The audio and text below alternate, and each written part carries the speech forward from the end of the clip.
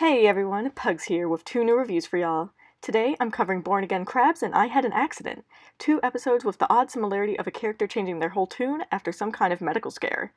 Other than that, these episodes are wildly different, but I just thought that was a neat similarity to open this video on. And with that, let me just extend my customary thank you to everyone watching today, and now let's just get right into it.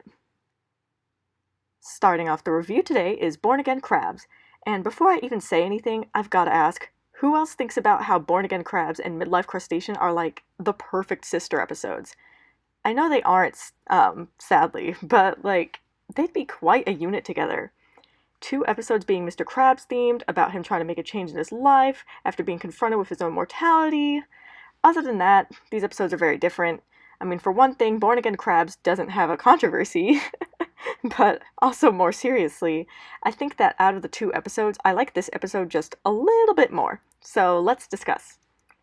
Born Again Krabs begins with a gorgeous shot of the Krusty Krab at closing time, which, simply yes. Moving into the scene, I like the sharp contrast between SpongeBob and Squidward's attitude about closing time. Whenever I'm at work, let me tell you, I find myself seeing things Squidward's way. And I love how unashamedly cheap Mr. Krabs is in this first part, with the whole pinch-o-matic thing, and the fact that he'll literally eat an old moldy Krabby Patty just so he didn't waste money procuring it. Also, another small thing, but I really like the next day time card in this episode, like the one that has SpongeBob, Squidward, Mr. Krabs, and Patrick there. It's so cute. Although, I've always wondered why Patrick is in it, considering he isn't even in this episode, but whatever.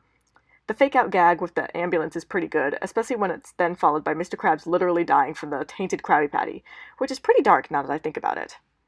I love the entire sequence at the hospital. Like, the doctor running away after seeing Mr. Krabs' chart is hilarious, and now I wonder what that chart said. And I love that the Flying Dutchman is in this episode too. It makes enough sense that he'd basically be the Grim Reaper, the Devil, or Sharon, or however you want to think of him.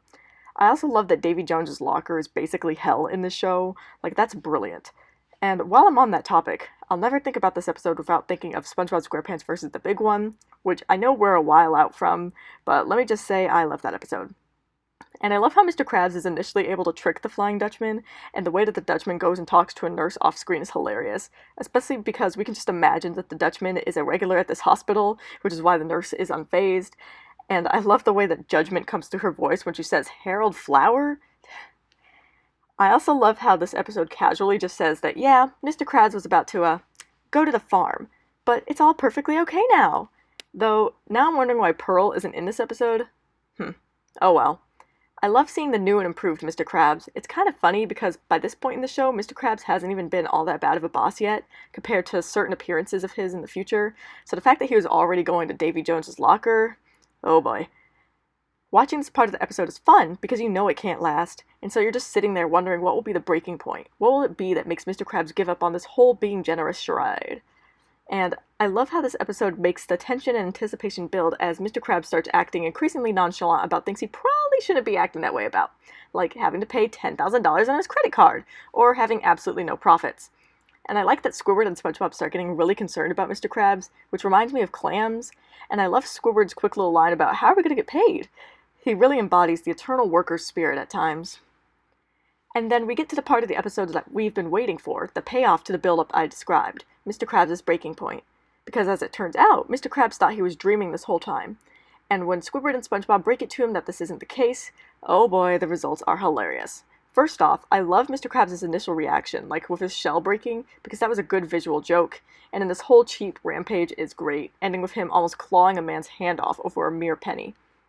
Which then of course gets the Flying Dutchman involved. I love how Squidward tells it like it is, even when Mr. Krabs is being threatened with literal actual hell, and I love that SpongeBob stands up for Mr. Krabs. It's a wholesome moment, which is then completely undermined by Mr. Krabs' miserly ways, but in a good way. Cause Mr. Krabs literally sells SpongeBob's soul for 62 cents, a meager, embarrassing amount. And then we get the amazing moment of Squidward standing up for SpongeBob, calling out Mr. Krabs for his bullshit. It's a nice thematic callback to pizza delivery. And it's a good way of showing that Squidward does care about SpongeBob in his own way, even if he tries to hide that fact, as we've seen in Graveyard Shift. So all of that's to say that we love character consistency. The last bit of Born Again Krabs is also great, with SpongeBob managing to get out of hell for eternity just by being his friendly little self. We even get a brief appearance of Troll Bob at the end of the episode before the coda, when SpongeBob's like, I would have done the same thing. And Mr. Krabs is like, really? And SpongeBob's like, no. And then I love the very end of the episode where we have the continuation of the gag of SpongeBob talking the Flying Dutchman to undeath, which is a great way to end this episode. Born Again Krabs is a really fun episode. Sure, it doesn't exactly have knockout jokes, but it does have multiple iconic moments from Harold Flower to Mr. Krabs rewinding the movie from Harold's brain to 62 cents. I also strongly believe that this episode makes a very good complement to Midlife Crustacean, which is why I always make it a point to watch these two episodes together when I'm rewatching some episodes. All in all, I'd say that this episode fits nicely in my great tier, where it comes in with a score of 8.5 out of 10. Coming up next is an episode I can only describe as bizarre. I Had an Accident. Seriously, this episode is fucking bizarre. It's a very interesting, very odd episode, and honestly, I kind of love it for that. Let's discuss. I like how I Had an Accident begins, with SpongeBob, Patrick, and Sandy all sandboarding at Sand Mountain. It's really fun seeing these three hang out, because they frankly do not do it enough.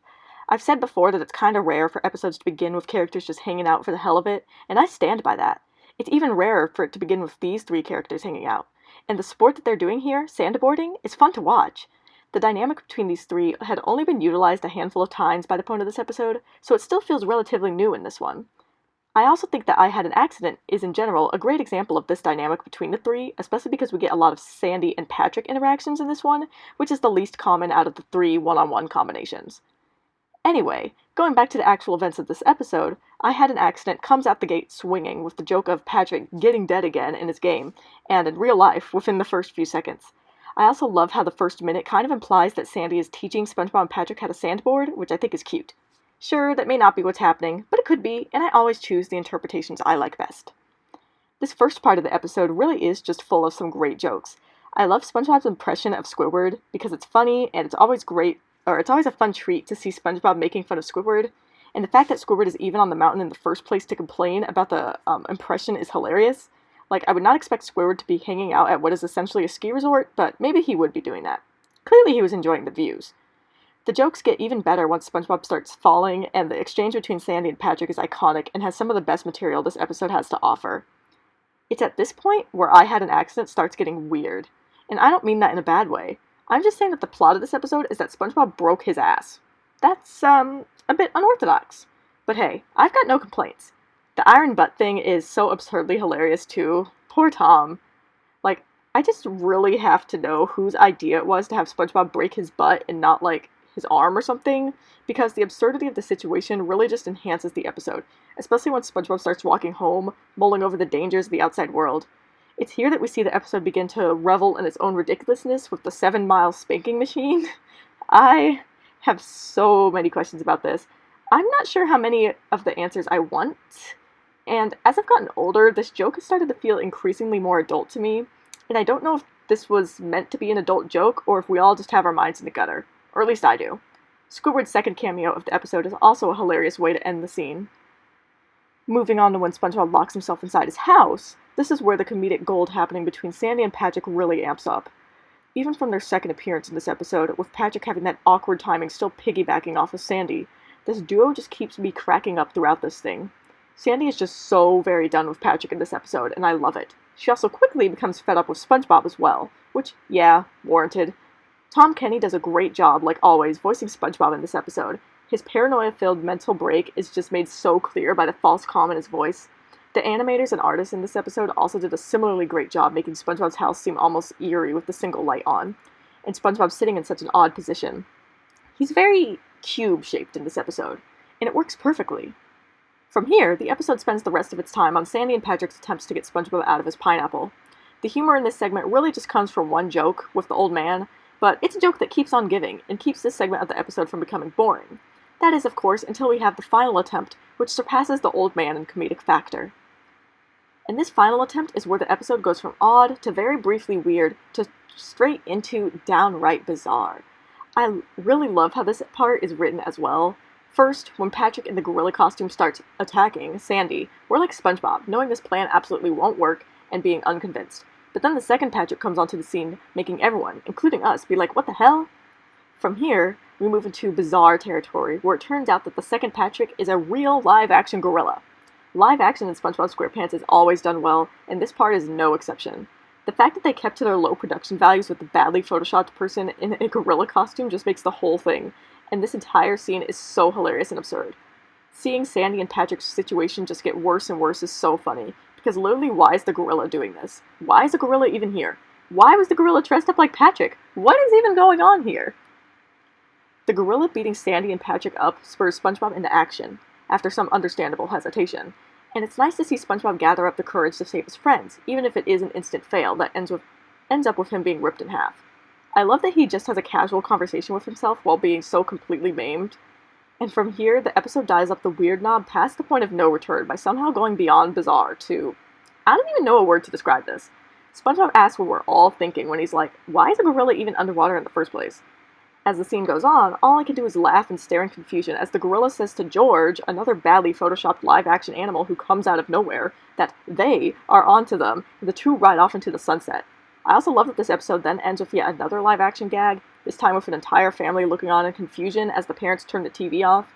All I'm saying is that I want whatever drugs the writers were on when they made this episode, and I want to know what all of this was supposed to mean, or at least how we got here. I know it's not supposed to mean anything at all, it's just supposed to be funny. I Had an Accident is such a beautifully bizarre episode. It reminds me of one of the other strangest episodes of this show, Cuddle E Hugs, except that episode gets weird a lot faster than this one does, and I think both approaches work just fine for me. Anyway, I think I Had an Accident is a pretty funny episode with just a very interesting plot. I really have no problems with this episode whatsoever, though obviously I find myself questioning many of the elements in it. I also think that even though it's one of the weirdest episodes of the show, it's not talked about a lot at all, and is perhaps even forgotten. Do people just block it out because of how weird it is? I would think it'd be a lot more iconic because of its bizarre nature, but even I find myself forgetting about its existence at times, so clearly that's not the case. But whatever. None of this has to do with the fact that I Had an Accident has well earned its spot in my amazing tier, where it comes in with a score of 9 out of 10. As always, gonna end the video with some closing thoughts of mine. I don't really have very many. I find it interesting that even though both Born Again Krabs and I Had an Accident have very memorable moments, especially the former, neither of these two episodes are talked about very much. I guess they too are cursed with the latter half of Season 3 forgettability, as I've taken to calling it. Because it's true, the latter half of Season 3 is not talked about as much. Or perhaps more like the latter third, latter 2/5? I don't know, something like that. Also, fun fact that some of you all might know, but I made an arrangement of the Sand Mountain / Bikini Bottom themes from Battle for Bikini Bottom a few years back. It's the very first video on this channel. It's my favorite theme in the game, and I bring all this up, of course, because Sand Mountain appeared here in I Had an Accident. Also, I think that the sliding animations of SpongeBob and Sandy, I guess maybe not Patrick, in Battle for Bikini Bottom were based on this episode. That's just how I feel. Is it true? Probably not, but I feel the way I feel. And yeah, I think that's just about everything I've got for y'all today, so I will see you guys in the next review.